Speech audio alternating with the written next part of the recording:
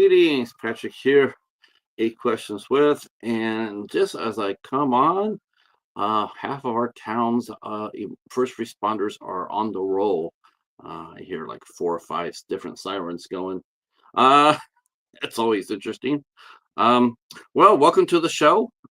Here we are on a fun Wednesday. We're going to be talking with filmmakers John and Debra. Uh, Debra Markowitz and John. I think I'm saying his name right, Masan, which I'll find out. We threw John in at the last minute because John and Debra are husband and wife, and they also co-own the studio that they produce films in. Intention Films and Media. So it's a husband and wife team that operate the studio, and they have done quite a few films actually. Both feature films and short films. I watched one short film today called Brimstone, which I really liked, and then I have one book to watch afterwards for it's on Tubi, and then I'll be watching and reviewing that after this interview is over, because we don't do reviews before we don't do reviews before you interview somebody. Always do it afterwards. Get the interview in first. So we're looking forward to that, to watching that. Yeah, The Only Woman in the World is the name of the movie, in case you're wondering, and it is free on Tubi, so you can go check that out. Brimstone's just going to be dropping here momentarily. I think it comes out real soon, actually, and there's some interesting things about that, and we'll be talking with Debra and John about it. Today was a sort of a workish day. I woke up and found out that I had a flat tire on my car, so it would look like it had been a slow leak. So I managed to make it over to a local tire store, and so we went over there and kick it for a couple hours while they put some new shoes on the old Roger Young, and then I came home, and then and I didn't mention this yesterday, but I'll mention it now. We also had fun yesterday with the house. I noticed that I started seeing yellow jackets inside the house, so I'm like, well, that's not good. um, so I called our resident exterminator. His name is JC Honey. That's his last name, Honey. Got his business card right here. And he came out and nuked them. And he says that they should be out of here within a matter of days. The nest will probably be dead within a day, and then the remainder of them will just die off. If a yellow jacket is cut off from the hive, the nest, they die. They can't survive very long. And so he just says, just wait till they drop, and then you can just pick them up. Because I told him, obviously I had worry about Paladin, but he's indicated no interest in them at all. So that's what I do. I see them 2 or 3 sitting on the window, and I just sit there and like, yeah, I should go ahead and engage with them and what have you, but I could just let them just go, and they'll just drop in a day. So yeah, but I still got to get up to where the nest was, because now there's a hole in it. Obviously, we know that, and so I got to go up there and hit it with some caulk to make sure they don't come back. At least not through there. It was a pretty unpleasant surprise. I didn't get stung yet, but and I won't, because I'm not messing with them. And and now it's cold. Before they were just hanging out wherever the light was at. That's how they operate. They operate by light. As soon as it gets dark, you don't see them or hear them at all. They generally just land wherever they're at, and they stay there because they can't see in the dark. So that's a good thing.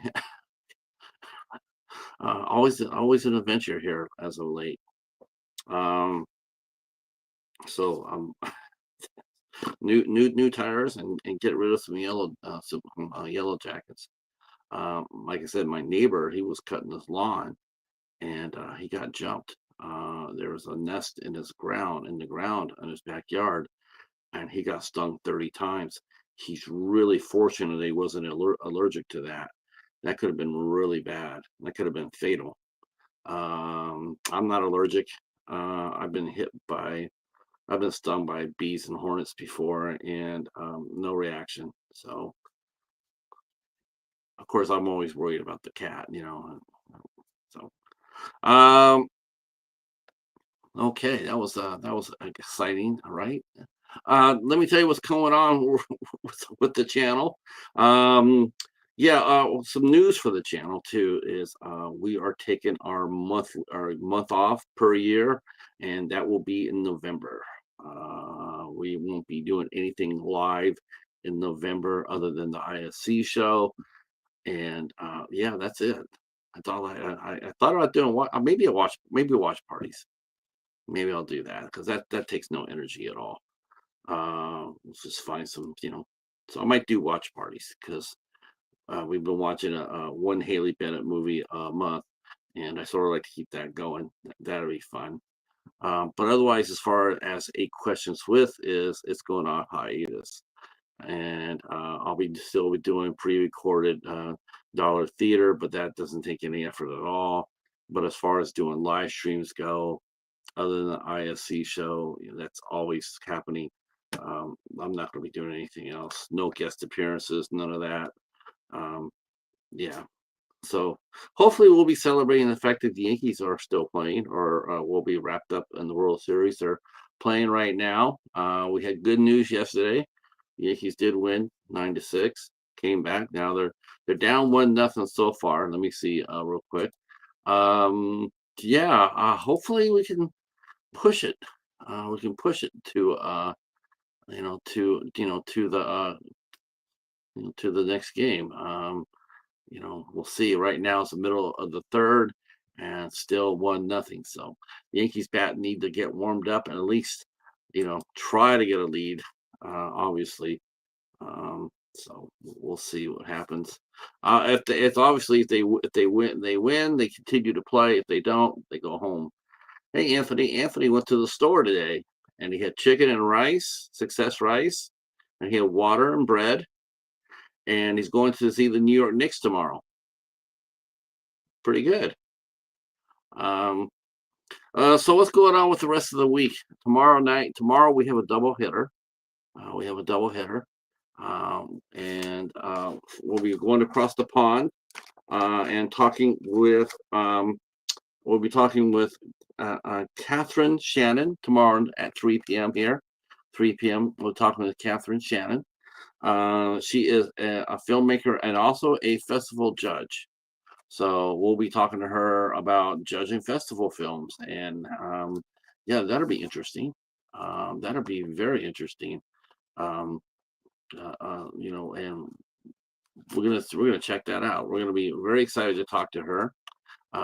Just as we are talking to Deborah. Deborah is, like I said, Deborah. I mean, I like talking with multi hyphenates. Deborah is, she runs a film company. She acts. She produces. Catherine acts, and she does judging for festivals. So I like talking with people who have multiple talents. And when we come back, we'll be talking to a pair of other artists that have the skills. Filmmaker Chase Stein and cinematographer Bruce Bales will be here with us. And this will be Chase's first. I think this is his first film that he's made, but he is also a cinematographer as well. So he moved from being a cinematographer to a director. And watched his short film, The Valley of the Devil. Excellent. It's excellent. Excellent. Really, really good. Really good. I wanted more from it. It was top drawer. And he'll be here at 8 o'clock. Him and Bruce will be here at 8 o'clock. Now, I've seen Bruce's work in a movie called Remote. And that's that was a great film too. And they're both Iowa-based artists, so you know how we like to go to Iowa. On the 11th at 9 p.m., we'll be doing a watch party for Christy. Might be joined by, hopefully, I won't say it because I'll jinx it, but we might be joined by a couple of guests for that. Christy stars Haley Bennett and Ashley Green, and we'll be on Tubi, and you guys can join us to watch the film. All right, our guest is here. The doorbell has rang. There is so much to talk to Debra and John about, so let's get going.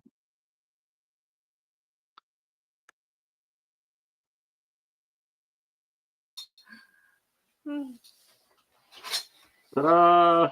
Yay! Yay! How are you? How are you guys doing? Glad to have you here. Good. We're awake. That's a good thing. I'm gonna see if I can make the screen a little better and see if you guys both fit in that. Let me check that out real quick. For a little bit. He's a lot bigger than I am, so he's squishing in. Yeah, that.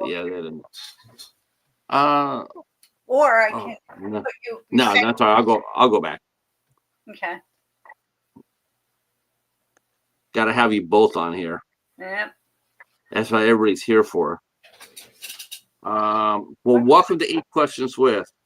Wow. Looking at you guys' background here, we actually might even be here a tad bit longer than normal because there's just so much to talk about. You guys do it all. A multi-hyphen is what we call it in the business, where you wear so many different hats. Acting, producing, you run your own studio. You also work in New York, Long Island. You've helped the film industry there. You've raised money for your community, your film community. $150 million. Through the Long Island Film Festival and the Nassau County Film Commission. I mean, you guys have done a lot of things, plus the studio on top of that. I guess it's safe to say that movies are your life. Pretty much, actually. Yeah. Like now, vacations, we make movies. That's our thing. And you guys do a really good job. I mean, I watched. I have one of your movies. I have one of your movies on Tubi. I have that on my watch list that I'll be watching today. Oh, cool. After this is over with, I'm gonna go watch The Only Woman in the World. So that's what I'm doing afterwards. Yeah, and I watched first feature. Just remember, first feature. No, you know what? You got to cut your teeth somehow. Yeah. And I got to watch the short film Brimstone, which you're taking to festivals. Now you're gonna be taking that to festivals, and that was a really fine. That was a really fine short, and I love that you and I were talking this afternoon about there might be a potential there for a little bit of a series franchise type thing going. John himself created a very memorable villain. I thought his Franklin was. I thought he was very interesting. That would be one way to put it. He's a creepy guy who's basically a sadist, I would say. Yeah, I think he's a sadist. He's got some issues going on. Well, you know what's really funny, honestly, when I was sitting there watching, I watched it twice through because I wanted to focus on John's character. Man, you know what? I know a lot of people who are like Franklin. I know a lot of people. Yeah, I grew up with them. Oh, I mean, even to today's society, what we're going through today, I just thought, man, Franklin would be right at home here in the good old USA. It's like, it's just like, first, the self-righteousness and and putting it down. And I was just like, man, but then he's hiding behind the Bible to do it. And I'm going like, man, he's got his finger on the pulse, and I thought it was an extraordinarily telling performance. There's a lot to be that's why I had to watch it twice, because the first time I watched it, and then I'm going like, man, I need to see that again, because there's a lot there on the bone that people, and people will be seeing this movie more than once. Mhm. And I for one, I'm very grateful, hopeful and grateful if you could bring him back in a feature film. Yeah, he will be. I mean, when we have the next film that actually should be ready tonight or tomorrow, it's called A Brimstone Lullaby, which is more from the wife's angle, but it's basically mostly Daphne and Franklin as opposed to David and Franklin, even though David's in it. And then after that is the feature film that's now going into editing called From the Embers. We were originally calling it Brimstone, but I think it would just be too confusing. So we changed the name to From the Embers, because I think there's 47 films on IMDb, 47 features with the name Brimstone. And he will then at that point only be in flashbacks. But I really think there needs to be a horror version of Franklin, because he just is that evil that, you shouldn't be able to kill evil. So I think that that has to happen. And that could be a franchise. I see that. Definitely. Yeah, like you and I were talking when I was watching it, and I'm going like, it wasn't like, David just like, it wasn't like David and Goliath, where David slays the giant, walks out, it was like sort of like a standoff, a little bit, if you ask me. And it's like, you don't see that too often, especially in short films. Most of the time, they pretty much define what happens to the bad guy, because it's such a short amount of time. But with this one here, that's why I got the idea while I was watching and going like, this is really good screenwriting, because they recognize, for one thing, what they had in the character of Franklin, and they're going like, I'm leaving that door open to come back and revisit. And I thought that was very smart. It was very smart. It's a smart move. Yeah, I mean, if you sort of wrap Franklin up with addiction, which are two of the challenges that David has, you never really get rid of it. I mean, you can be clean, but you don't get rid. It's always there in the background. So when I was writing it, because John and I talk about everything when each of us writes, and it's sort of like, well, is Franklin actually going to be the father, or is he going to actually be the addiction? And so he's kind of really both. He's the addiction due to the trauma that he suffered in childhood at the hands of his father. So it's kind of both of those things. This is just one of many films that you guys have worked together and have created.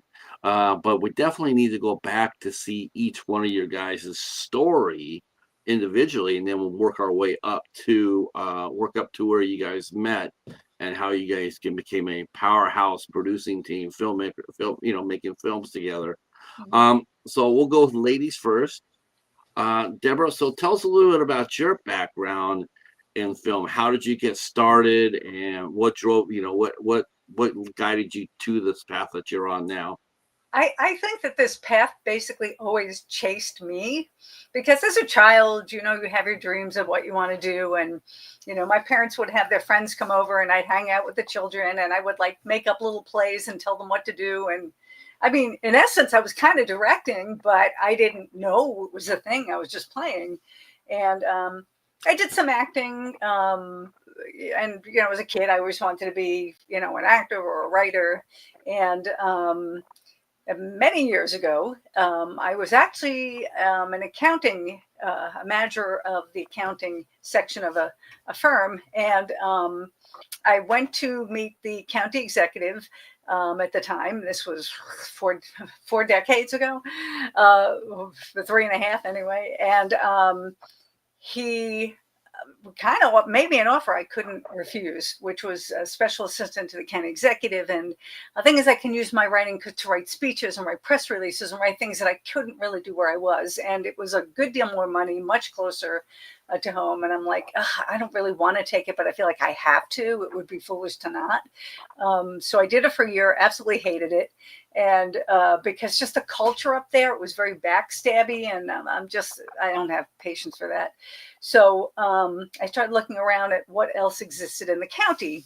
and there was a department called Commerce and Industry, and I was getting my business degree. I hadn't had it yet because I was going at night while I was working 2 jobs. And I said, well, what is, I saw like a bunch of pictures on the desk, and the commissioner at the time said to me, well, you know, we need you to do payroll. And I said, well, I did accounting before this. I can certainly do payroll. And he said, and they do film permits. And I'm like, all right, well, what is this? And so there really wasn't much in the way of any kind of filing system. But I made some calls and found out there was a governor's film office and there was a Suffolk County film office. And so I put together a proposal to the then county executive and said, hey, we're the only people who don't have a film commission. I said, and I kind of knew how to play him. I knew he didn't much care about the money, but I knew he would care about press.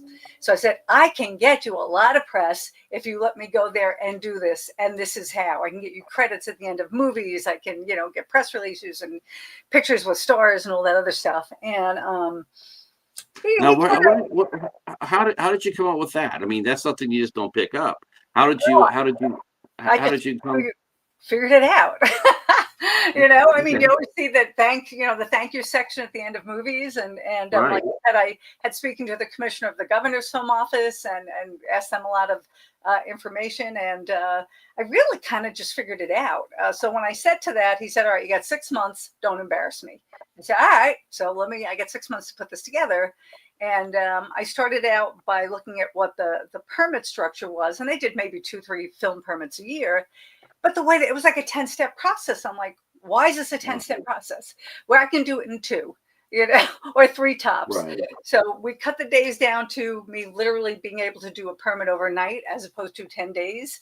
And the money very quickly, you know, went up to, it sprang up because location managers and location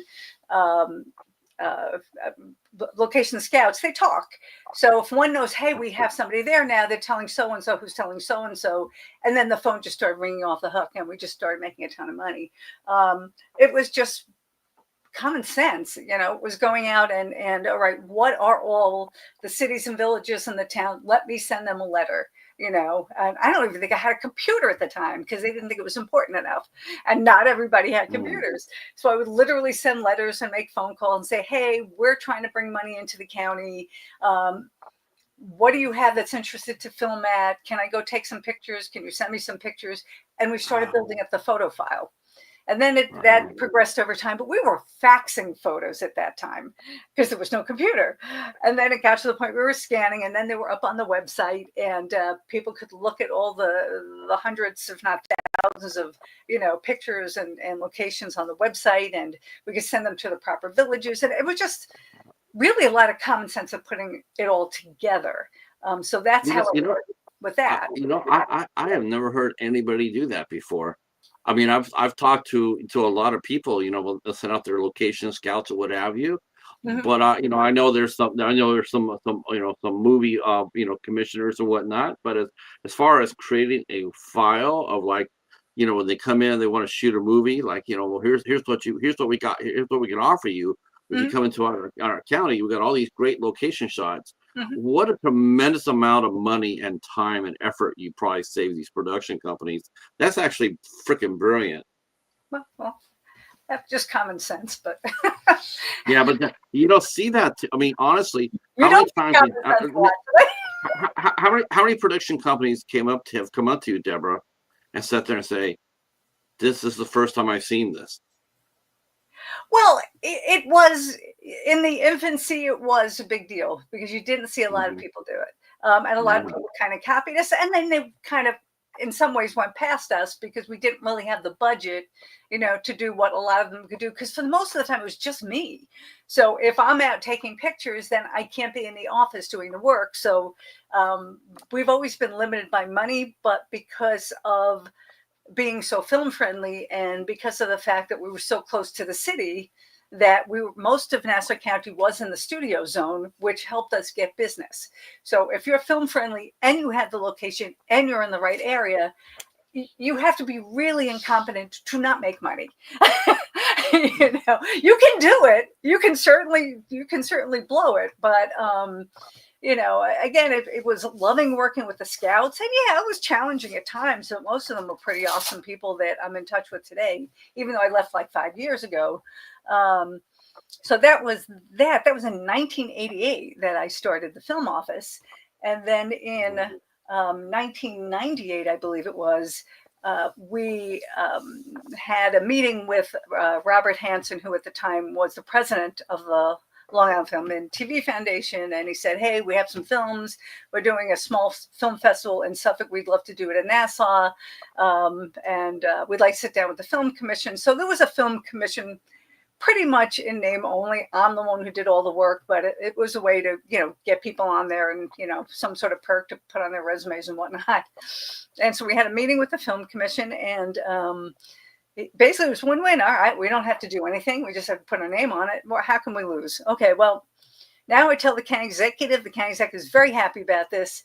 4 weeks before, the person who was going to get the films in Suffolk isn't getting the films for us. So now I got 4 weeks to put together a film festival.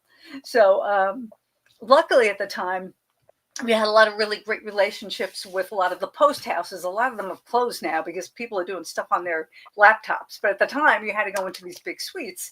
So I called everybody I knew, and I said, do you have any films for us? And we were getting like film. We were getting VHSs, but we were also getting 35 millimeter film and 16 millimeter film. And we started up a relationship with the folks, Ann and Henry Stamfel, who owned the Malvern Cinema at the time. And so he had all the equipment to show the films. We worked out a deal with them. And in 4 weeks, we put on a film festival, which is also pretty impossible.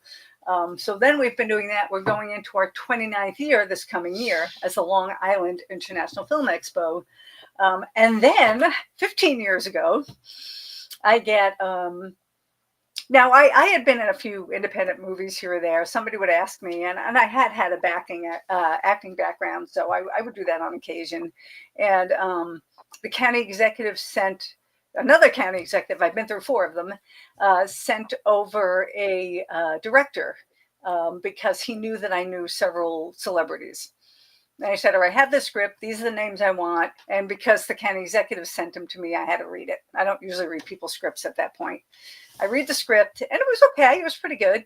And I said, this is not, you're not casting the right actors here. I'm not saying you can get him anyway, these people. I said, but there's a couple of very sexy scenes in it. This is a family name. This is a guy that's no way he's even taking his shirt off. You're not getting him in a shower for a shower scene. It's just not going to happen.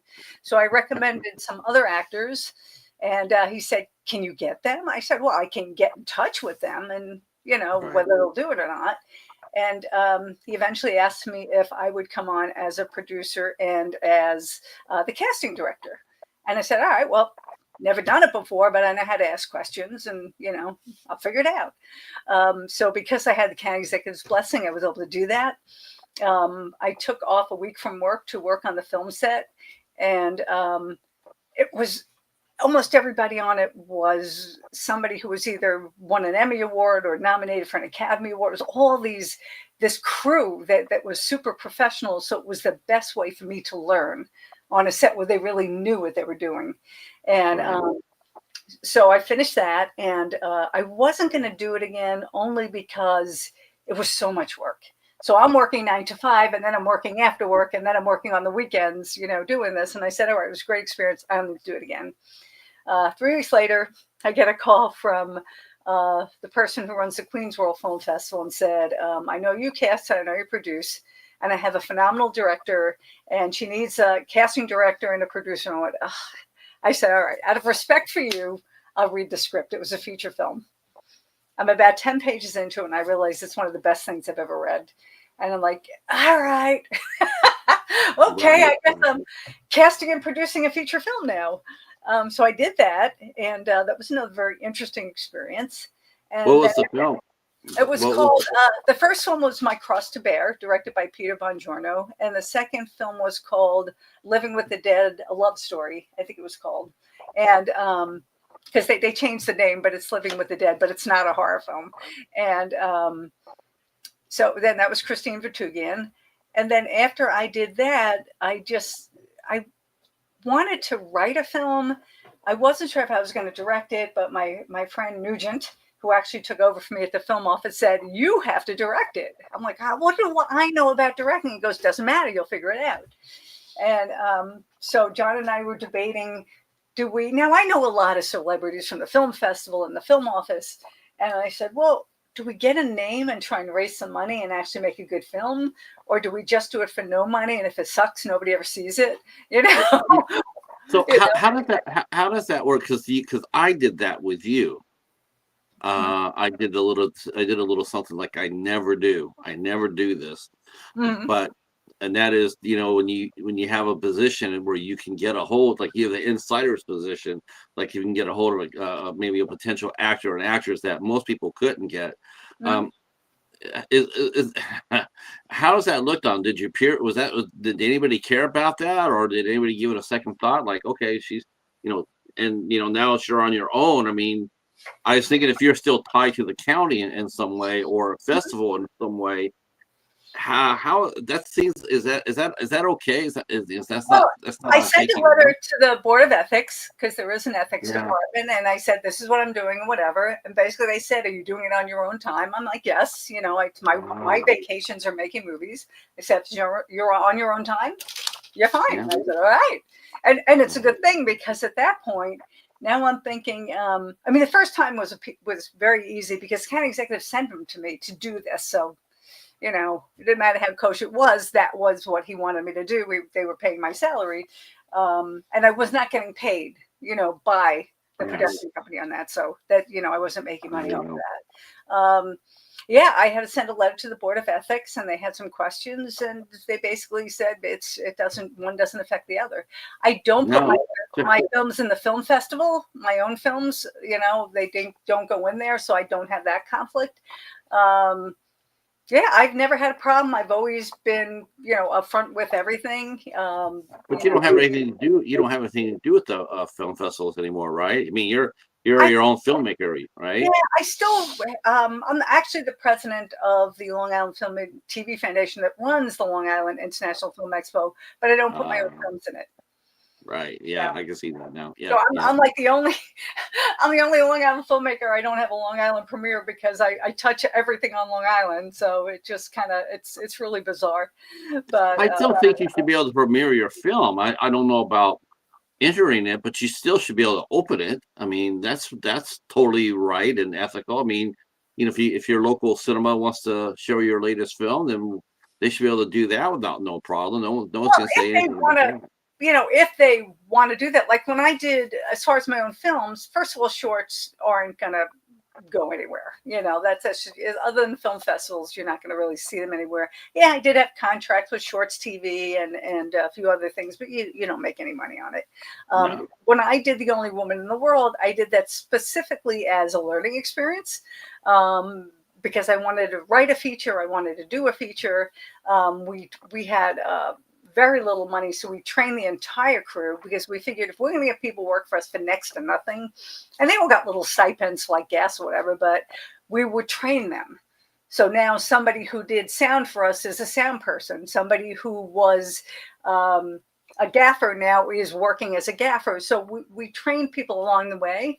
And what I do now for my projects, because we just don't have a lot of money, but everybody gets something. And they know that when I get hired, they get paid more, so it's kind of, they know that I refer people a lot. You have to give value, to people. And people pretty much love to work with us. But so anyway, Only Woman in the World was not made to go into theaters. It was not really made for much of anything. It's on Tubi. It's on Prime Video. It was on Memento and the Alice Channel and a bunch of other things. But I soon learned that you can show your film thousands of times and make like $600. It's like you're not. Isn't that something? I mean, it's absolutely disgraceful. Yeah, it really is. It used to be like, when Amazon first started out, they were just dying for anything. Is your film 90 minutes long? Yes, we want it. And filmmakers ending to make some decent money, but now it's like, now it's like they have to watch 50 to 65% of the movie before they get any sort of revenue. Oh, I didn't even know that. I Yeah. haven't even looked at the report in ages, but I just had to pull it up recently, and we're like, that's all this ever made. Now, Waitlist, on the other hand, which I sent you the trailer for Waitlist, we do have a sales agent very interested, and I've had him checked out by my manager, and he said, I can't find anything negative on this guy. In fact, everything I'm finding is really positive. So I've signed the contract. We asked for a few adjustments, and now I'm waiting for them to send back the countersigned contract. And then it's a pretty good deal, because he said, with most companies, they want like 7-year terms. And he said, look, I got to be honest. If I can't sell your film, I don't want your film. He said, so you have a 60-day window to cancel. He said, because I can't make your money in 60 days. He goes, and I know I can make you money in 60 days. He loved the movie, loved the trailer. He said, I can sell this. But oh yeah, I saw that. I saw the trailer. I'm going like, this is just screaming Lifetime. Yeah, This is something this is something they would do in a heartbeat. Mm-hmm. Yeah. It's a fun movie. I did notice that you and John, and we'll get to John here in a minute. I noticed in Waiting, I noticed that your leading lady, Bree Fortis, I noticed that she was in Brimstone as the makeup artist. Yes, I have a sharp eye. I have a feeling a lot of your company, you have a lot of people in your company and you have a dedicated crew. Mm-hmm. Is that do you believe in using the same people over and over? Then, right? It makes the film process easier. Well, the funny thing with Beck is I know Beck as a makeup person and an FX person for a while.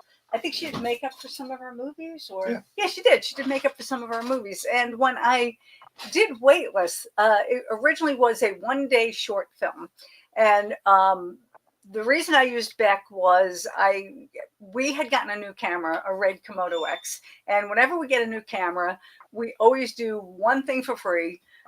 To make sure we know where all the bells and whistles and where everything is, because you don't want to get hired until you know exactly what you're doing. And that's just how we work things. So we had just got the Red Komodo. I had been speaking to Travis because I cast him, I think, in a commercial and a couple of things. And I said, look, do you have anything? Just something that's 1 day, not a lot of actors. And he said, no, I don't have anything. I mean, I write comedy, but I don't have any scripts. And I said, all right, let me think of what I can do. So, I looked at him, and to me, when I'm casting, or if I'm writing, I use people almost like chess pieces or like a pieces of a puzzle. Okay, so I used him. Who else can I use? Well, if I use Beck, Beck's an actress and she also does makeup. I wouldn't have to pay for a makeup person. It's a 1-day shooting. And so I looked at the two of them and I had them read together because I wanted to make sure they had chemistry. And Lauren Murtha, who was one of the 3 actors in the original short script. I've been wanting to work with him forever. And so he was union, and I said, all right, we'll have to do this as micro budget. It was only going to be 1 day. And so Beck, she read with Travis. They really seemed to hit it off. And I said, all right, well, okay, she's older than him, so she could be like, maybe this is the older woman and this is the younger guy, but then how would that happen? And then we just, the way my brain works, it just got, oh, well, what if he was friends with her son? And okay, then and he would be the ex-husband because he's about the right age. And we just wrote this 1-day film that was just a very light, funny, little sexy romantic comedy. Because things were very dark after COVID, and I wanted to do something lighthearted. I had done something dark before that. I don't even remember what, but I wanted to do something lighthearted. And after we did the 1 day, I started telling John, I said, I really think this has to be a feature. There's so much more to these characters, and I want to know what happens, which happens to me a lot. I get so invested in the characters. And shot on a Friday. And I started writing on Saturday, and then I told John a few days later, I said, I can't really believe it. I think I just wrote a feature film in a week. And John said, Debbie, we filmed on Friday. You did this in how many days? 4 days. I wrote a feature film in 4 days. I couldn't stop wriing. Isn't that the case though? Man, I want to talk about this because I that is I like, okay, I'm going to talk about my main man, Michael Cassie, because this is what I love. So he came up with this killer idea. He came up with he directed his first film called Hunter's Moon, came out on Lionsgate. The premise for that film is it just has you just like crawling the walls, wanting it to come back. Like when you watch a movie, like for me, like I love Pacific Rim, the movie. I just absolutely fucking love that movie, and I'm sitting there like, I want another one. I want that back. I want to see. I would love the experience.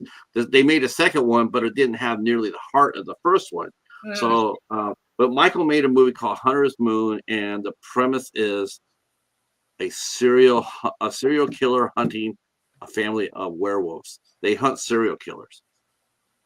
Oh wow! It's like Dexter on mega steroids. Uh-huh. It's like, okay, and I'm just sitting there.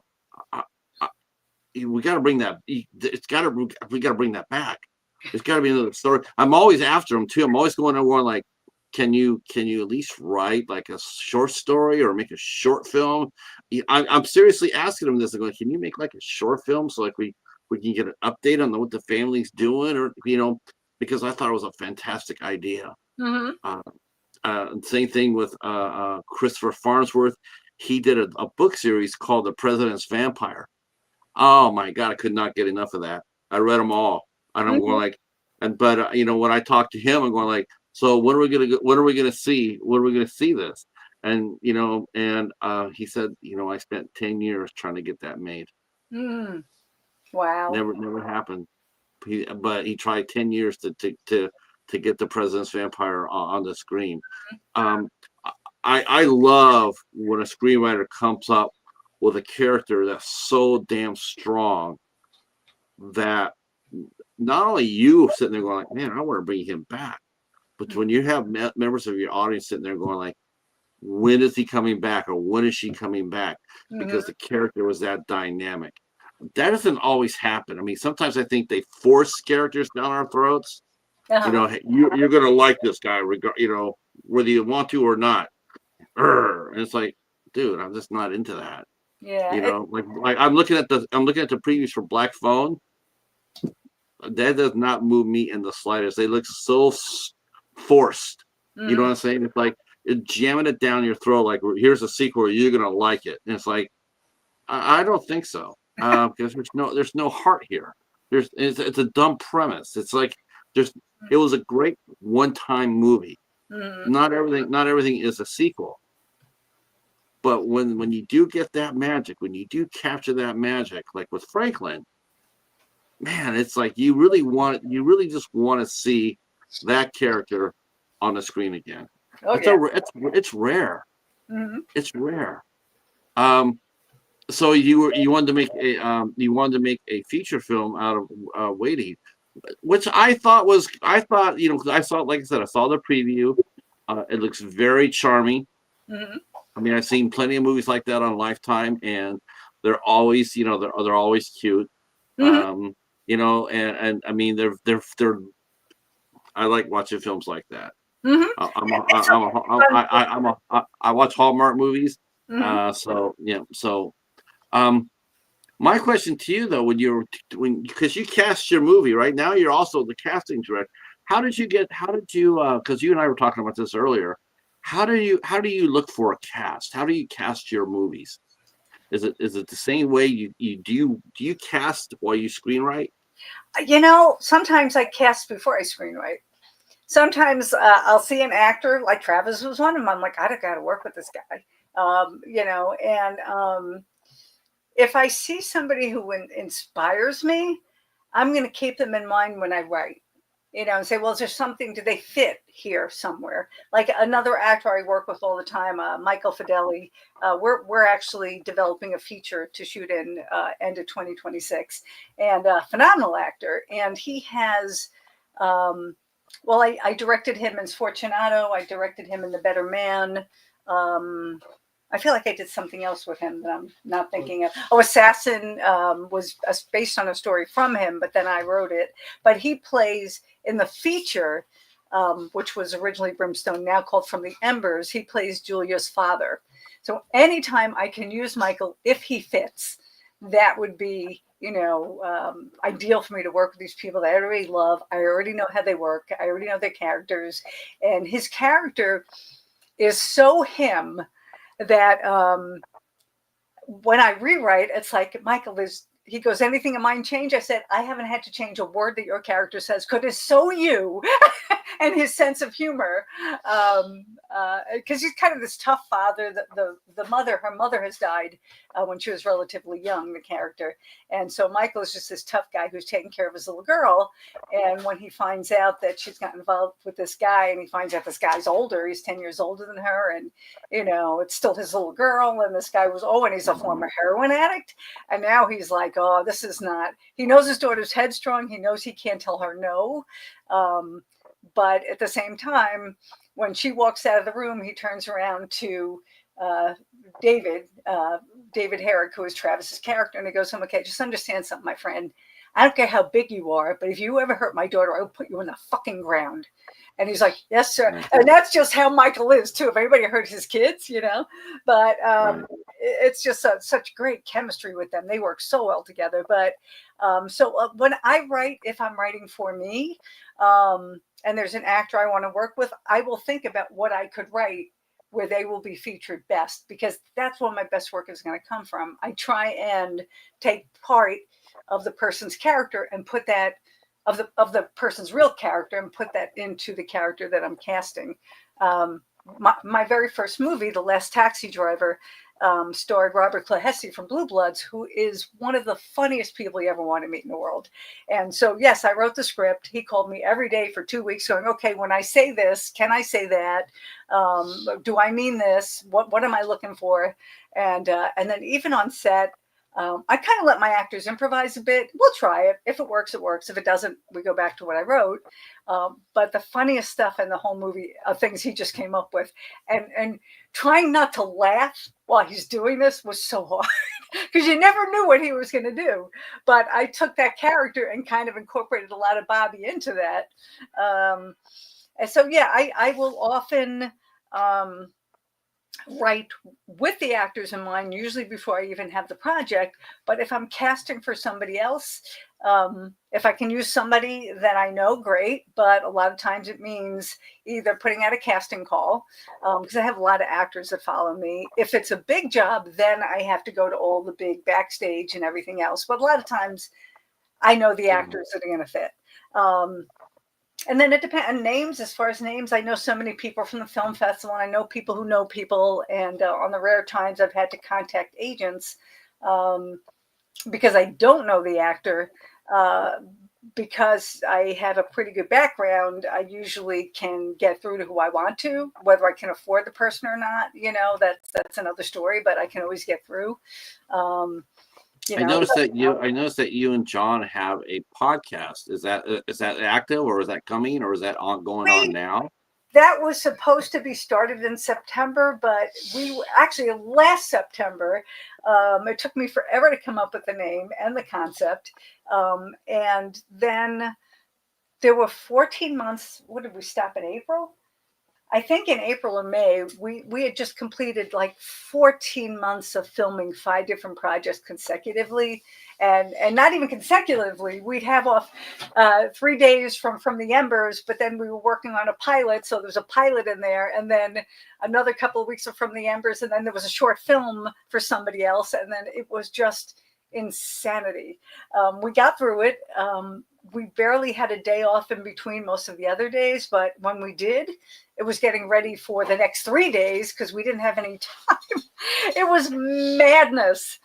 It was absolute madness. So we didn't, the podcast got put to the back. It took us a good month or 2 to get caught up just with paperwork, from all the film shoots. My wall to wall, I had 2 different desks in my office, and they were covered with paperwork on the floor.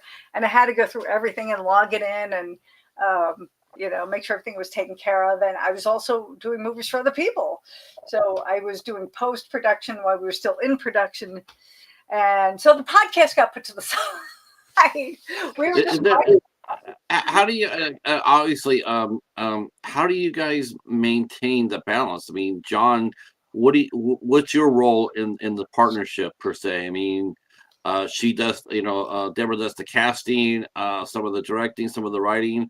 What's your biggest role in this? I take care of everything she doesn't do. Which is? Well, I do camera. I've been trained as a camera person, sound, lighting, every piece of equipment that's on set I have used at one point or another in my life. I train the crew, whatever's necessary. I'm basically, she refers to me as her giant Swiss Army knife. Yeah, because no matter what job we're on, if he's not in the movie, and he just really started acting in leading parts just recently for us. But if he's not in the movie, then he's probably, and it's our project, then he's shooting it. If somebody's hired us, he could be shooting it, or he could be doing the sound, or he could be an AD, or he could be. So John technically is much more useful on set than I am, because I write and direct if there's anything in cast. But John does everything else that I don't do. And then he can edit, but there's just no time to edit. But he makes sure my computer is running. He makes sure the films are uploaded the way they need to be uploaded. For all the film festivals that we're in, there's 5 different formats, or 5 million different formats people want things, and he's got to deal with all that stuff. So he does all the technical stuff too, and all the computer type of stuff. I always say if John wasn't here, I'd be staring at a blank screen going, I don't know how to turn my computer on. and I bring her chocolate. And he brings me chocolate. I think that's the universal. That's the universal code to help women filmmakers. Is chocolate. It's like, what do I do next? Take a bite of a chocolate bar. Yeah, that's it. Throw chocolate. I want to acknowledge that our good friend and fellow New York filmmaker Jeff Clark Jr. is in the house.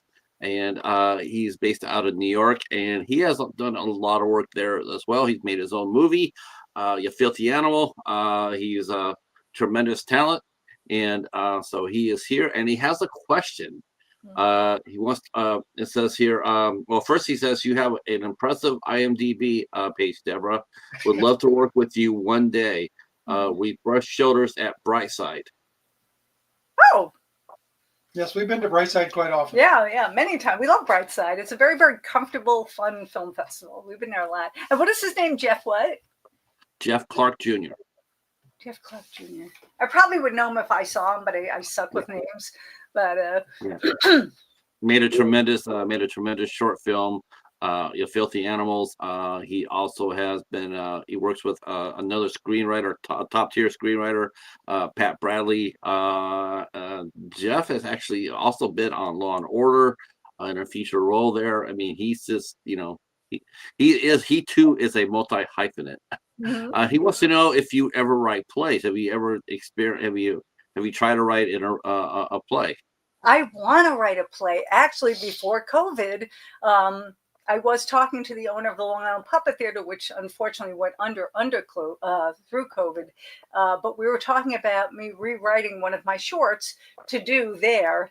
And then once COVID hit, that kind of got shelved, and we just got busy filming. We filmed actually. Maybe we're filming a lot, but yeah, I want to do that. I do want to do that. And I even knew the actors that I wanted to be in the play. And I was going to take my short film By Blood and do that at the theater, and then it just all fell apart, and I haven't really gotten back to it. Yes, I do want to do a play. That's the one medium I've not done. Oh, him. So you just got into. Yeah. Huh? Okay. Well, I just pulled up his picture. No, we know him. We saw him in something at Brightside. Yes. Yeah. Okay. Yeah, that will probably be well, yeah, he does a lot of acting as well. So yes. Mm-hmm. Now, John, Deborah just said that you just now starting to act. Act in films. Okay, where did you act at before? Oh dear, my world actually started in theater way back in the 70s. I was in a whole bunch of high school projects, things like that. I actually was the president of the theater club at high school. I was usually the starring man. I did, song and dance, music man, things like that. Then I went off to college and decided I'd be a professional, or at least make money.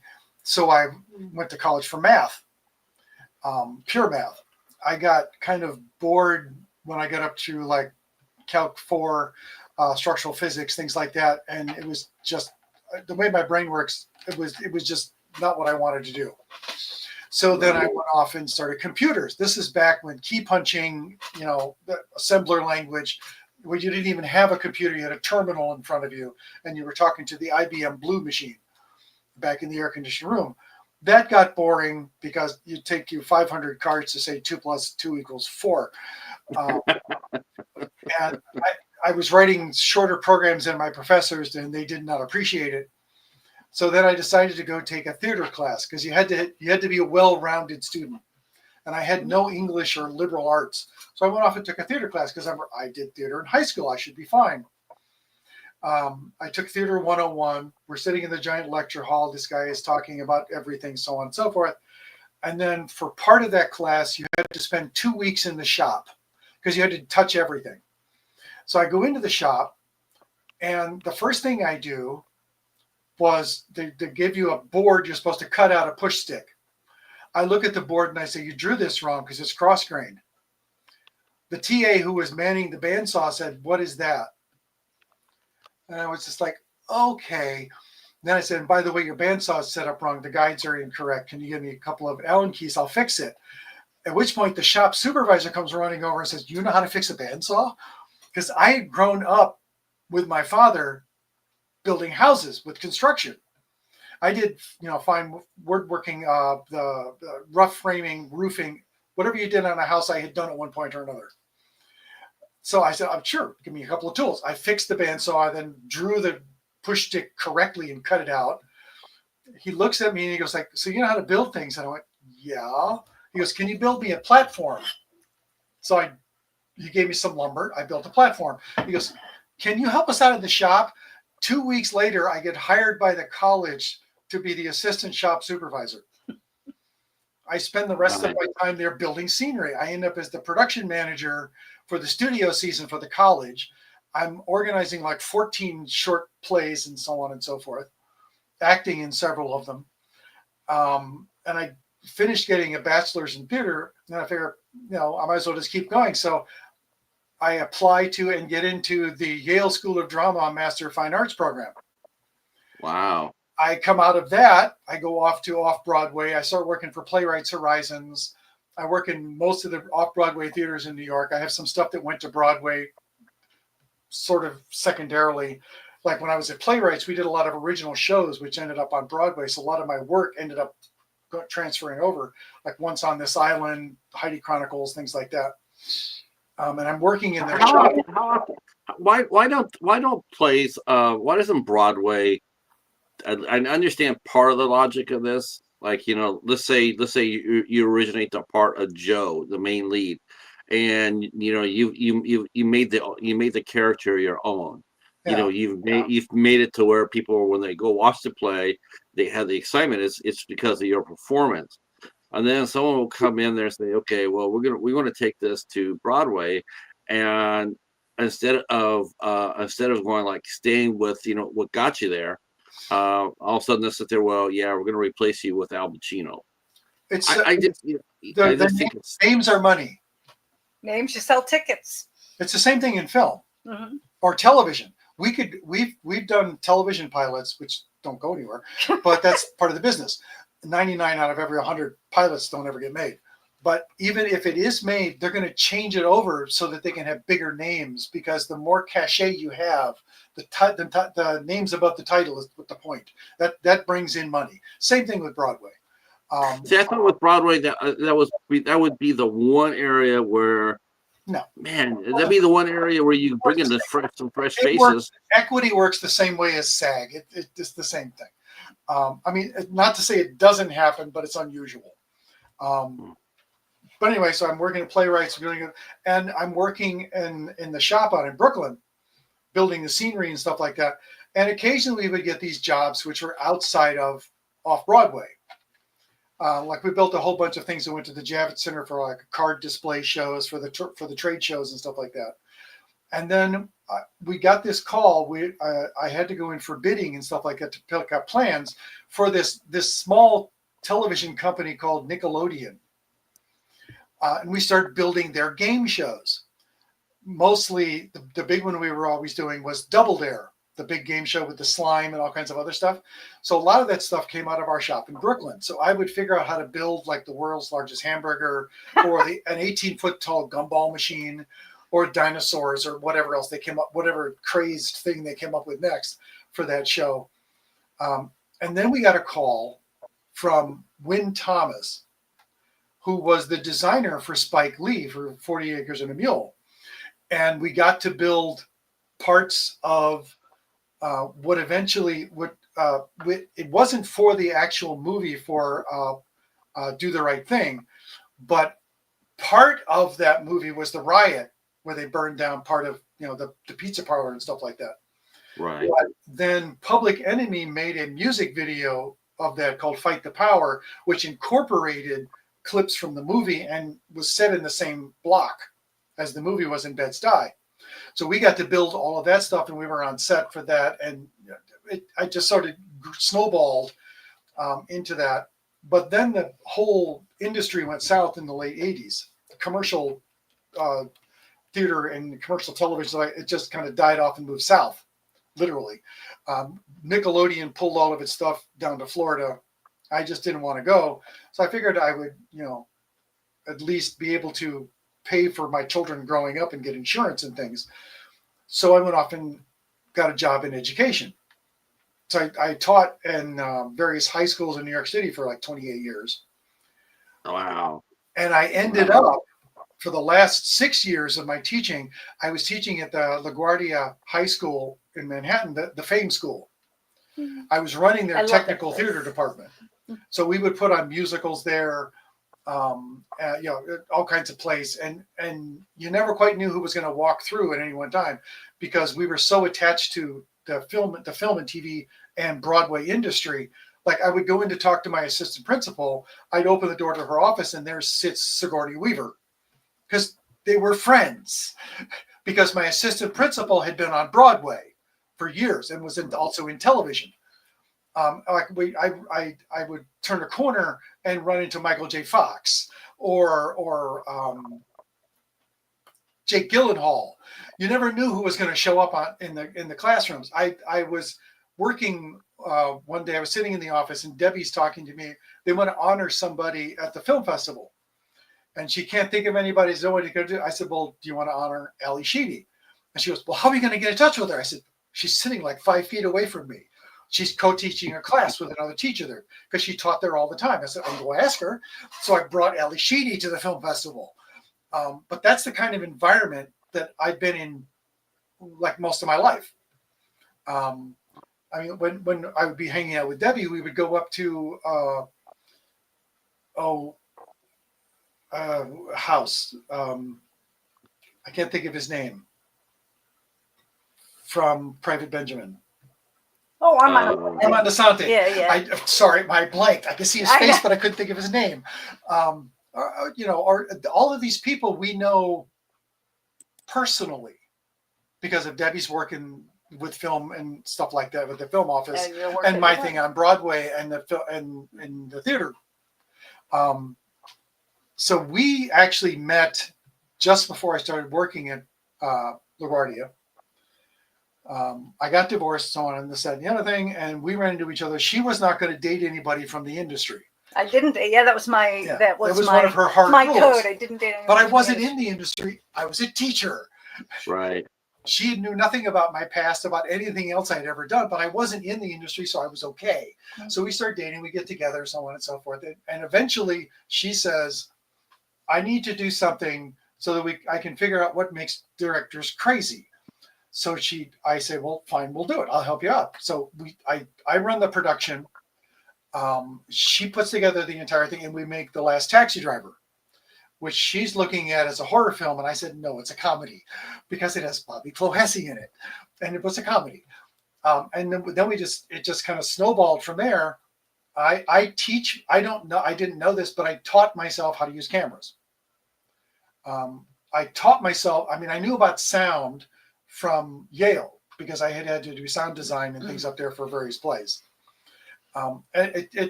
Every time Debbie Now, says, did Deborah know your back? Did she know your educational background?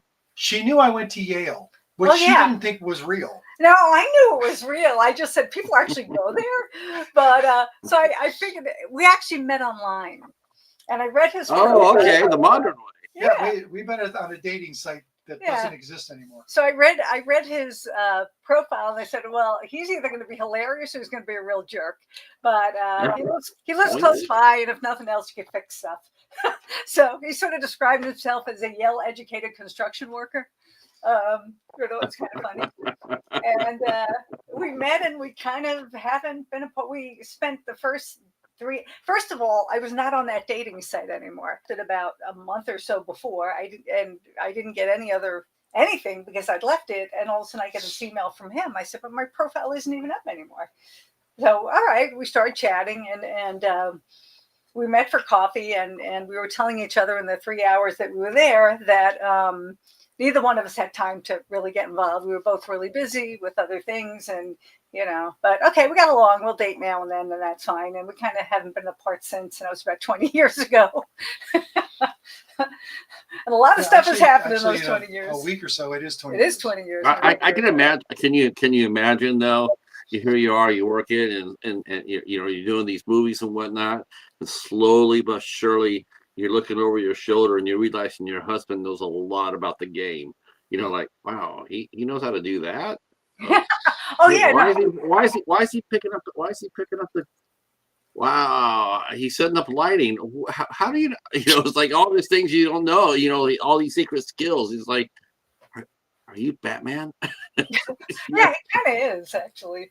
I mean, John, the stuff he was telling you before, what he doesn't say is that he is ridiculously smart, like ridiculously smart.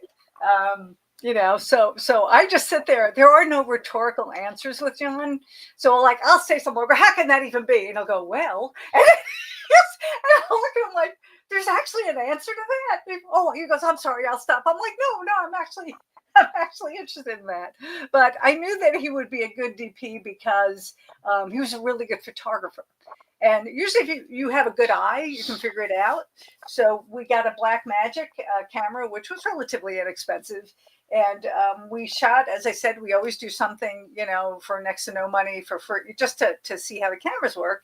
And it came out pretty good. It started as a short film called Date with a Narcissist. And there was a lot of things I wanted to change about it. And I said, I'm going to make this into a feature. And you can shoot it, and we can train our crew. And that was really such a lesson for both of us, shooting that feature film. That's the one you're going to see. But it looks pretty damn good for somebody who had never shot a movie before. And then after that, he's just been up and running, But isn't the first movie, whether it be a feature or a short film, isn't the first one always, the most, everything's so exciting. It's the first time you're doing it as a director. It's the first time you're doing it as a producer. It's the first time. You've acted in them, but this is the first time actually creating. And you want to make sure you get everything right. Okay, I want to cast right. I want to Do you guys bounce ideas off each other? Let's say you're doing waiting. So how, like, do you guys go together, sit down and go like, I got an idea for a movie, and then you guys start throwing, start bringing out the parts of the movie, like we have certain rules. There are no bad ideas. There are just ideas that don't work. Right. It's not the same thing. We will throw out anything to each other, and the other person will go, it doesn't really work for me. And we go, oh, okay, how about this? Like most of our concepts occur during dog walks. Yeah. In the park. Well, that's that taxi driver story. They said, wouldn't it be funny if there was a taxi driver who... Well, I was complaining about teaching, how all the kids were like zombies. Well, that's how that started. So you'd be sitting there talking to them, you got 35 kids in front of you, and they're all just staring blankly. And it's like, how do I even know they're alive? Which turned into this whole zombie thing.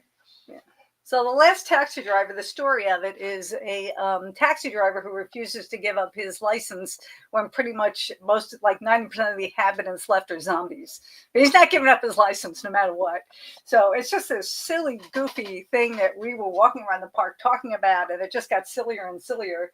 And then we talked about doing a whole series about what if certain groups of people turned into zombies, and people just didn't know. If you were a teacher, would you even know if the kids were zombies? You wouldn't.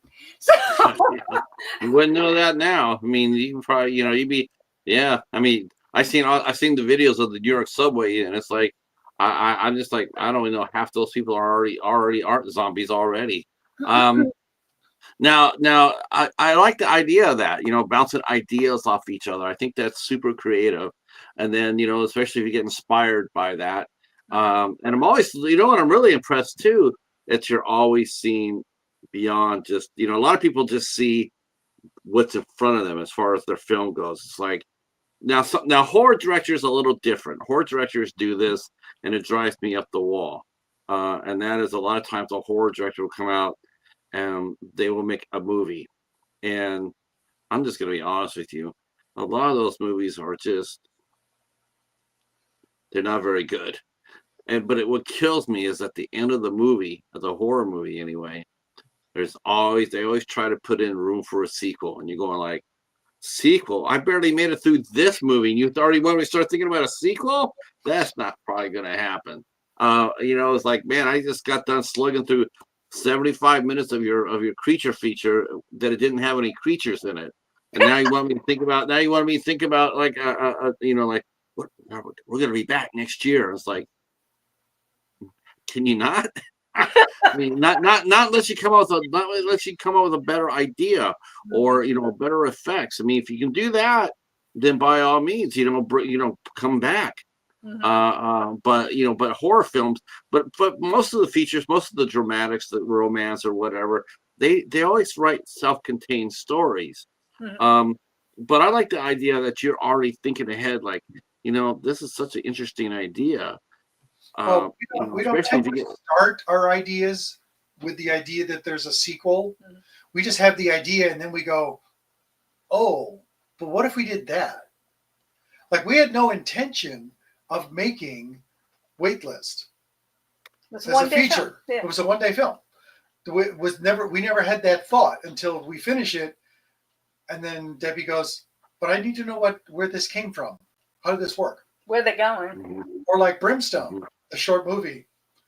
Yeah. We had no intention of making a feature, but she couldn't let it go. The characters kept talking to her.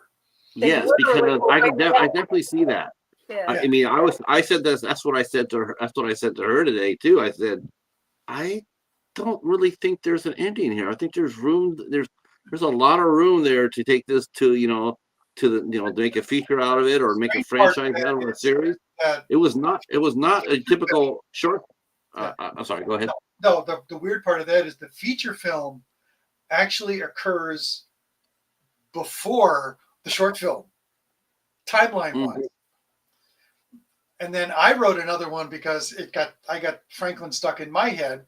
We then made another short, which is like off to the side somewhere. So we've now done this set of characters 3 times with no intention of making a sequel. That was not the original thought. Although I started writing a sequel to the feature, but I don't know if there's actually really a story there. It's just what would happen, because it's also open-ended. It's sort of a happy ending. You didn't kill Franklin. Yeah, but the feature even, we don't want to say where it goes, but it is sort of somewhat open. And I said, well, what would happen if? And so I'm about 13 pages in, and I just put it aside. I don't think it will be another feature, but and I said, well, what would happen? Would he actually, would he stay? What would happen if, because I'm interested. It's like my characters become real to me, but yeah. So, and I don't know, again, I just put it to the side, because if I have to write something, I write it and I leave it there. But it took me a long time, well, at least a week, to know that there was a feature in Brimstone. Like I said, I don't know if there's something there. There's an idea I have there, but I don't know if it's anything. I still don't know. And I'm posting every day on Instagram. I don't know, maybe. I kind of have an idea. And then after a week, I went, this is a feature. I know this is going to be a feature. I have the story now. Wow. I tell you one thing, I'm listening to John talk today, and I'm realizing that he does such a great job in that movie, in the short film Brimstone. Is like he's everything that Frank was not. You know, gruff voice, chain smoker, you know, hypocritical, you know, biblical. I mean, and I'm talking to him going like, man, that's I don't see any of that here. It's like that's some powerful creative juices you have there, Franklin for sure. cannot be. Franklin is an idea taken from a number of people that I grew up around. And as Debbie has also found out, I'm fairly good at voices. I've actually done. Well, I was a Scottish priest in one thing. I was a Southern Baptist in another. I was the Hitler's brain in a jar, where I was talking in German. I'm good at that kind of facility. I can turn that on and off. But our friend Dominic, I'm nothing like Franklin. Yes, thank God. Our friend Dominic here, he has a question for you too. He says, "I have a question for them. How do you raise money for a film? How do you raise capital for your projects? Do they self-finance, crowdfunding, or have investors invest in the film?" That's actually a pretty good question for you two. You don't have to get into deep specifics if you don't want to, but maybe some generalities. But as far as how do you finance the film company? Well, the first few were crowdfunding. And a lot of people do crowdfunding and they don't quite succeed. We did it successfully like 3 times. And which I know I'm like, we're pushing our luck. We're pushing our luck. So then I think after that, some of the smaller films we did, we just paid from ourselves. When we did the feature film, we were trying to figure out how to do it for no money. And we basically said, all right, look, we're looking to do a feature film. This is what we need. And we will train you. We have our own equipment. We will train so-and-so with sound, and we'll train so-and-so to be the scriptie and train somebody else to do be an AD. Wow. And we also barter. Because if somebody has helped me out and they call me up and say, hey, this just happened last year. Hey, I'm doing this film and I need some casting. And I'm like, he goes, well, what do you I said, you can't afford my day rate. I said, but let me, you guys, you're working with somebody who is helping me out with one of my projects. So let me, I think I told him, give me $100 a character or whatever. And I helped him cast his thing, and I got him some really nice names too. They love the script. I can't wait to see it. But so we barter. We roll what money we make from other projects. We roll them into our projects. Luckily, we get hired a lot. And then we're doing it on our own. But again, we barter. There's a couple of people we brought in as producers. We gave them producer credit in order to work very inexpensively if it's somebody who makes a lot of money and it's a person we want in there. A lot of different ways, but there's no easy way. But we've been very lucky so far in any investors that we've gotten have been donors, which means they've gotten a credit up front and we don't have to pay them back. So if you can do that, that's the best thing to do. But the next film is much more highly budgeted and we do have to go the legal route of getting investors and whatnot. But that headache is next year. I have to mention this because actually I don't know her work really well, but I do know that she definitely has some amazing peepers. But how did you end up working with Kim Director, who Love her. Love her. Yeah, see, you already know. I'm already putting this out here. You already know after we go off the air, I'm gonna be sitting here going like, you gotta help me get Kim to come on here and do a show. But she's a terrific actress as well. My God, she's amazing. She the funny thing is we were shooting Waitlist and Tara Westwood, who plays Travis's mother, she was in the Grudge. The Grudge, I think she was in, and she's done a lot of TV and whatever. It was the first time I had met her at the film festival, but I'd never worked with her before. I cast Bobby Clahesia, Travis's father, and I said, all right, who are we gonna get for your wife? And he goes, oh, I really want to work with Tara. And I'm like, oh God, I love Tara. I've always wanted to work with her. So we're filming in Travis's apartment at the time, and I had given the entire script to Tara because she wanted to read it. And she said, who do you have for Allie? And I said, I don't have, I said, I have one possibility. Somebody was going to come in and pay for almost half the movie for that role. And, so I'm like, okay, maybe. But I hadn't promised it to her. And then it came out, the woman said, I don't have any money. I'm like, all right, well, and I get in the car. So Tara looked at me and I said, why, what do you think? She goes, well, my friend Kim, I think would be really good for it. I'm like, so I kind of knew Kim, but I just didn't watch a lot of her movies, so I didn't know her that well. And then I looked, I'm like, oh, I know her. I'm like, you think she would do it? And she goes, I think she would. So she put her in touch with me. Kim read it and said, I love it. I'm in.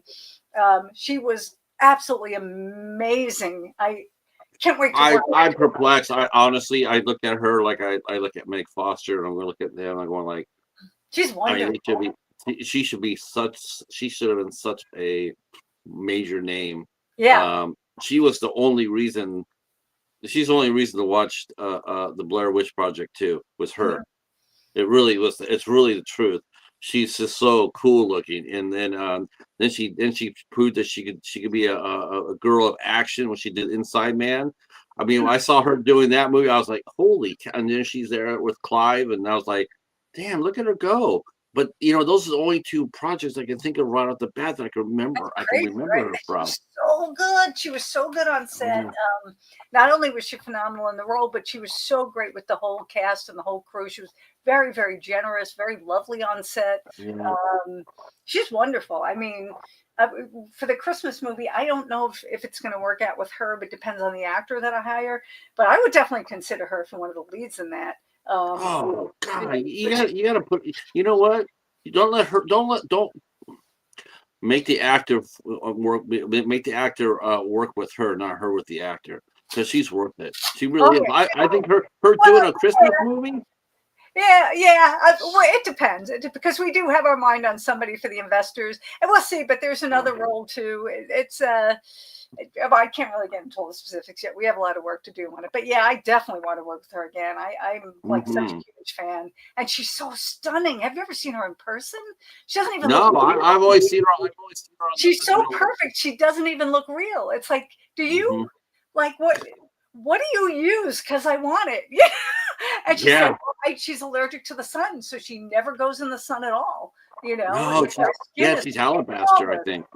Absolutely flawless. It's beautiful. Yeah, her eyes are like, like there's this. They remind me they're like Alexandra Daddario. Her eyes are stunning. Meg Foster, hers. I mean, there's just Mel Heflin, who I just had on the show. She's a independent actress. Does a lot of horror movies, but you know her right away because she's got the most beautiful blue eyes. It's just like, holy cow, that's Mel Heflin. It's like, now like, who's in this movie? Oh, it's Mel. Because you see her eyes and you instantly know it's hers. Yeah, her eyes really, they're otherworldly. I mean, they're so gorgeous. That is so cool. I saw that on the cast that she was in the trailer. I'm going like, holy shit, that's Kim Director. I have to ask about that. I would be totally remiss if I didn't. A Christmas movie, that would be fun. That would be fun. So as far as like, you and I talked about this too, Deborah, and I definitely want to talk a little bit because this was fun. I sort of like shut it off a little bit because I wanted to save some of it for this, and that is, we're going to talk a little bit about finding stars. Like, you are a casting director, you have a big swath of acting talent. So talk to me about, what do you look for, and give me some of the names of that you worked with, some of the young actors that you worked with that have, like, how do you know when they're going to pop? What are some of the signs of an actor that's, launched to go into the next level? There's a few people. Well, now, first of all, you can be the most brilliant actor in the world, and you have to have that it factor. But you also have to be lucky. So you need all that. You need to be trained. Obviously, you need to have that special thing, that essence, and you gotta have the skills, and you gotta have luck. You gotta have luck. But I can see it when I work with them, and when I can't take my eyes off the screen. As because I usually direct by monitor because I want to see what it's going to look like on the screen. And the first time, like when I worked with Travis Grant, it's a whole long story. I've known him forever, although we weren't in touch for like 20 years. and then I was casting for a commercial, and I was looking through my friend's acting class, and I'm looking at the name going, well, that's not the name I know him by, but I wonder if this is this kid. So I reached out to him, and he goes, yeah, that's me, that's my comedy name. And I said, well, you fit this role for this commercial if you want to try out for that. And then he would pop in my DMs and ask me questions about the industry, and he was mostly doing comedy but wanted to get more into acting. And we said, all right, because we're going to do Waitlist as a one-day thing. I figured, all right, well, you don't need to have really huge skills for that. And if it works, it works. If it doesn't, it doesn't. But even though John doesn't edit our projects, he can edit. And so he put together one of the scenes, and he called me in because his office is, right up the hall. He's like, Debbie, get in here. And I go in, and he shows me the scene with Travis. He goes, look at this. It's like all your attention, goes to him. He has got such a presence. I'm like, oh, my. I'm like, yeah, man, that's going to be hard for anybody to hold the screen with him because you just look at him, And so when we did Waitlist, I put him up against all the names. He's in the scene with every name we have, and he holds his own. And this is somebody who's a relative newbie to acting. And Klahesi even said to me after, he goes, Debbie, this kid's like Tarzan. He's like really natural, but also he's got a body like Tarzan. This kid's going to do really well. He even offered to introduce him to his agent, but then his agent retired. But he doesn't do that. He doesn't generally, but he just said this kid has got something. And then my second movie starred this actress, Molly Ryman, who was probably one of the most exquisite actors I've ever met. She was in my movie Leaving, absolutely stunning and so talented.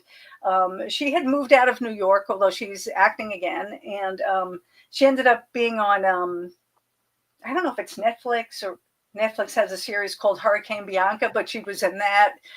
She's also doing a lot of Christmas movies now. She's actually would have been my, until I met Kim. I shouldn't be saying this. Okay, well, whatever it is, but she was my first idea for. Well, she was the person, the actual actress you based the character on. Yeah.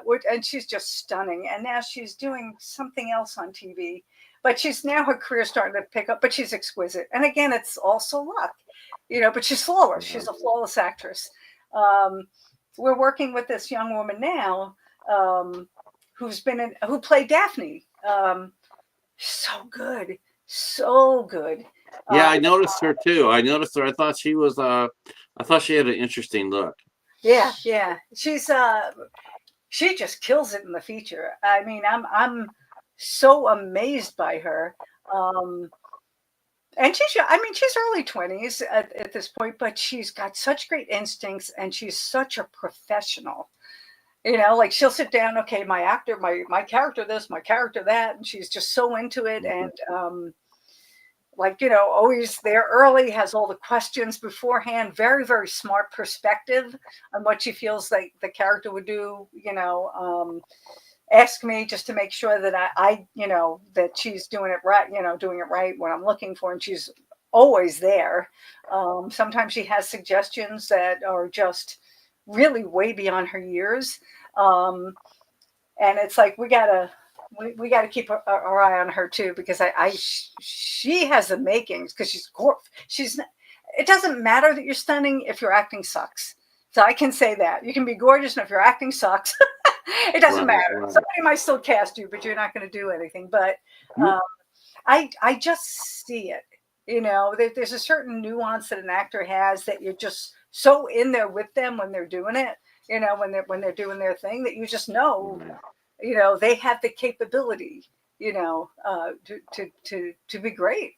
I'm gathering too that you are a hey Emotion, how are you? Welcome. Powerhouse rhythm and blues singer songwriter, our good friend Emotion coming in, saying hello.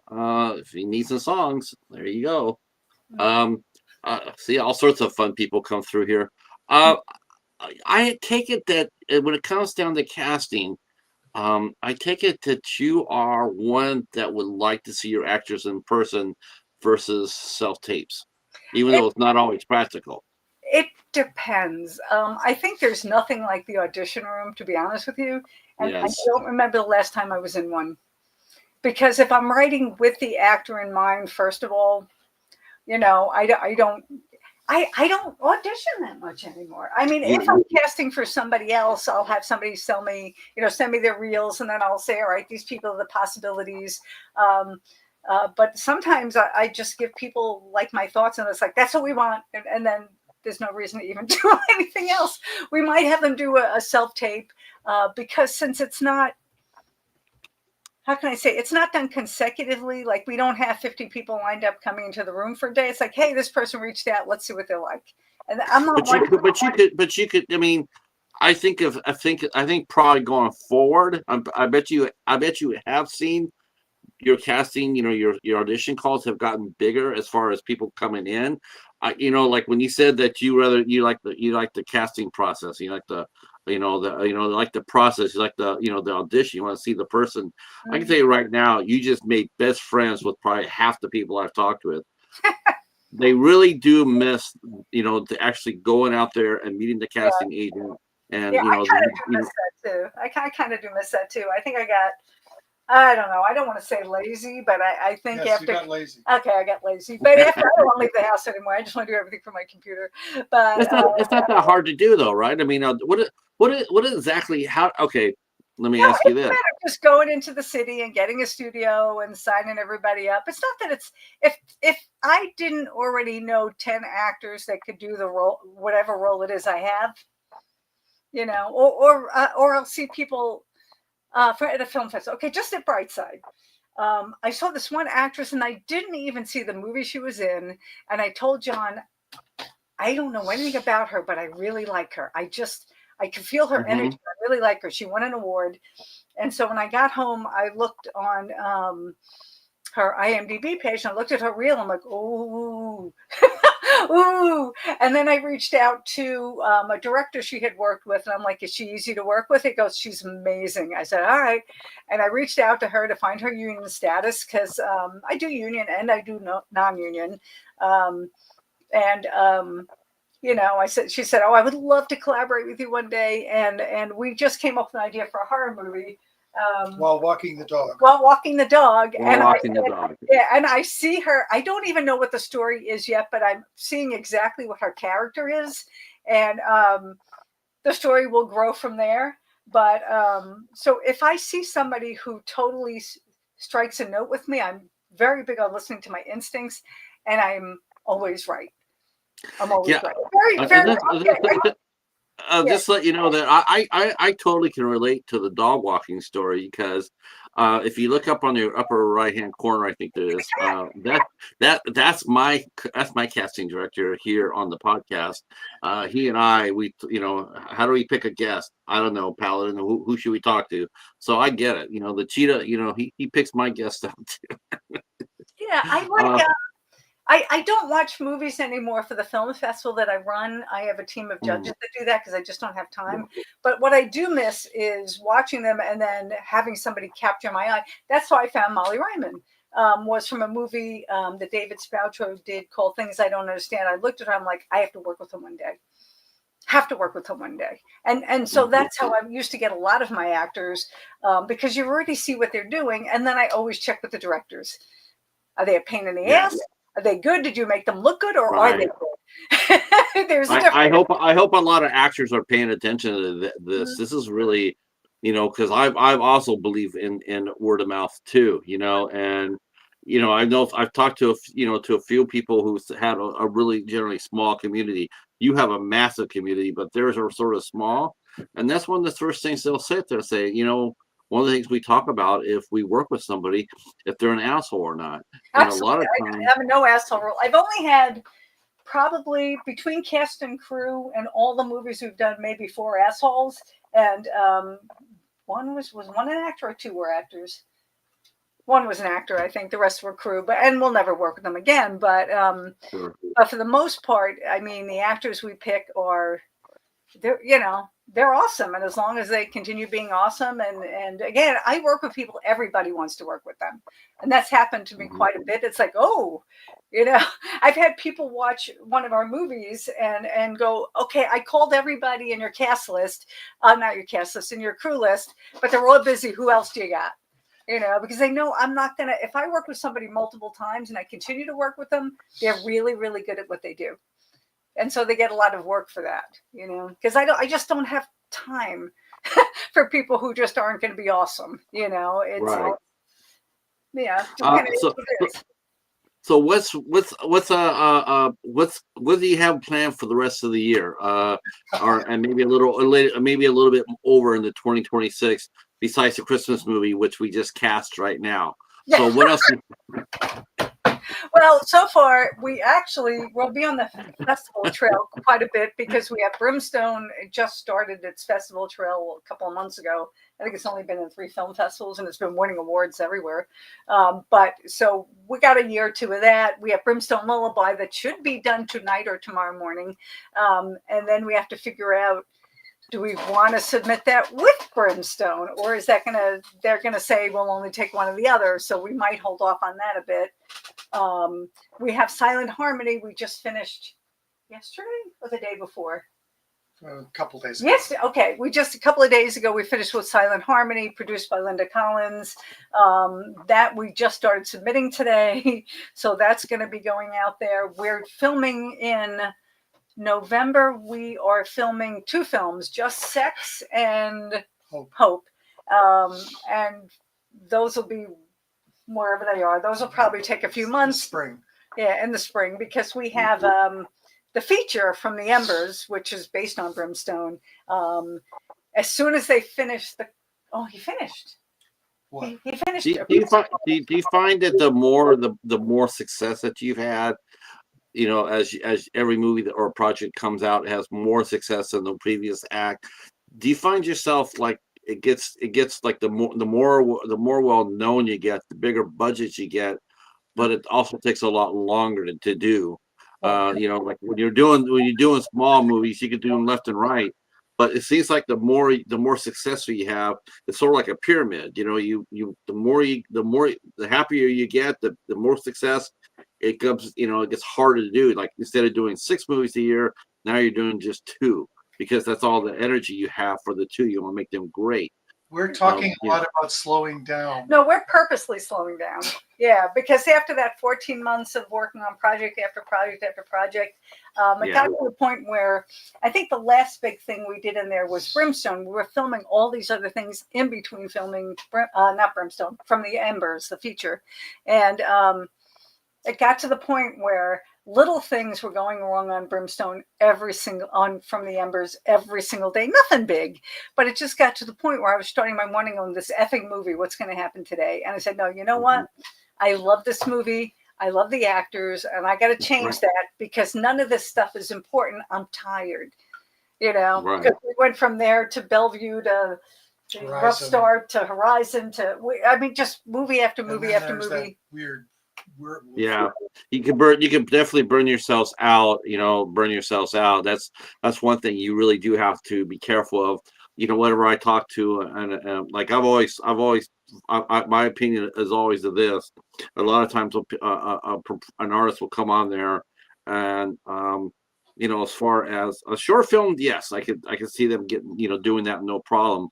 But a lot of times I've seen artists come out there and they'll try to produce, direct, and star in their movie. I've seen people do that. Or write, or better yet, they'll write, they'll direct, they'll act.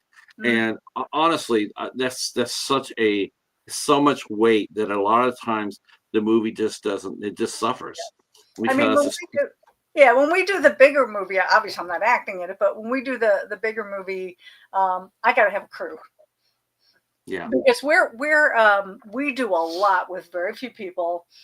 We have a lot of swing positions on our crew, which is these young filmmakers are amazing because when we started from the embers, the second day our sound guy got sick, so we pulled our first AC, and I said, look, I hate to do this to you, could you please do sound until so and so comes back? And then we moved our key grip to first AC, and we or something like that, but we were able to move everybody around because they all do multiple things, so thank God for that. But when we do Yule Tides, I need, like John and Maura have been talking, should you shoot that? But I might need you more as AD, because I need somebody who's going to keep everybody on track. We're going to use 2 cameras, then you can still be the AD, not the AD, the DP, but then have 2 ACs. I don't know. So it's like our puzzle that we have to figure out where. I'm really good at puzzles. Yeah. So we have to. You are a mathematician, by the way.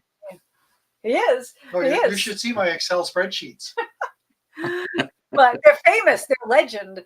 But so I have to have a crew. Now, it may not be as big as a crew as it should be, but it'll be way bigger than what we have now, because we can't do everything. We do all the post, all the pre-production ourselves. John gets all the files ready, even though he doesn't do the editing. He gets all the files ready, with which red cameras is a tremendous amount of work to get that done. So maybe we'll get a DIT on set that we don't usually have. There's a lot of different pieces that will have to be done. And because I can't do it all myself, especially if we're going to film 3 weeks straight or 4 weeks straight. I got to have a full crew. We there will be no room for error if other people's money is involved. So there's things we know we have to do. And once you get bigger names, which is what the plan for that is, it means you have to do it quicker, and because otherwise it could be a holdover. I'm not sure what the SAG rule is for that at this point. I haven't looked at it again, but for a while there, it's if they're shooting and they're off 2 days or 3 days, you have to pay them for a certain amount of time, even if they're not working. We can't afford that, so there's a lot we have to figure out. Because the thing is, you still want to do it as inexpensively as possible, because that's how your investors get their money back. But it can't be for the budgets we're doing things for now. It just can't be. But yeah, I'm sure your budgets have gone up every movie too. But that's what it's good. It's good because that means that to me it's like that means it's more success. The bigger your budgets go, as far as independent films go, the bigger, if you did the first movie for 50, and then you did it for 70, and then you did it for 100, to me, that's generally saying, well, if they're doing the kind of, if they're pyramiding like that, that means the movies that they're doing are hitting a target audience. They're doing well. They're making money. The films are making money. They're recouping their costs, and now they're making a profit, and then they turn around and put that back in, like you said earlier. Okay, well, I am gonna, we have more to talk about, but I'm gonna go ahead and end it now because I've kept you here a little longer than I should. I'll end it here. And I want to thank you both, John and Debra, for coming out. This has been phenomenal. Been totally enchanted with your teamwork, both as husband and wife and as filmmakers. You guys are pretty amazing, and thank you for sharing your films with us. Like I said, I'm going to go watch your first feature, and Brimstone. I can't wait for that to get out to the public's eye because I think they'll really enjoy it as well. I'm very excited for that. I'm very excited too, and we'll see where it takes you. We'll see where it goes, and see if we can bring back Franklin. Franklin's going to be coming back, and yes, Franklin has to come back. Franklin, it's funny. I swear, when I was watching him, the way you played it, John, the way you played it, I thought, you know what? This is the Man in Black. This is Randall Flagg. That's how I saw how you played it. Yeah. Then they go back and rewatch it. It's very Randall Flagg. I kept on thinking. Now, if they had did this for the Dark Tower, that might have gone somewhere. Not that Matthew McConaughey is a bad Randall Flagg, but I like John's. I liked your performance as Franklin more. I'm just saying that to be honest with you. All right. I want to thank the chat for coming out tonight. We had some artists come out, and Jeff and Emotion. Thank you so much. Our friend Dominic. He is an aspiring filmmaker. He's just trying to figure out how to get everything to launch. So keep coming in, Dominic. And there's we always have different filmmakers with different perspectives. So come on in, figure out which one works for you, and get that movie made. Tomorrow night, real quick. We also will be talking with two artists tomorrow. We'll be talking with Catherine Shannon, who is a film festival judge over in the UK, and then we'll be back here tomorrow night at 8:00. We'll be talking with Chase Steins and Bill Bales. They're filmmakers from Iowa, and we'll be talking to them about their new short, In the Valley of the Devil, which is top drawer as well. All right, you two stay right where you're at for 1 minute. I'm going to say goodnight to the chat. We'll see you tomorrow night we'll see you tomorrow afternoon at 3 p.m. For Catherine, and we'll see you at 8:00 here for Chase and Bill. Thanks so much for being here, and we'll talk to you soon. Peace.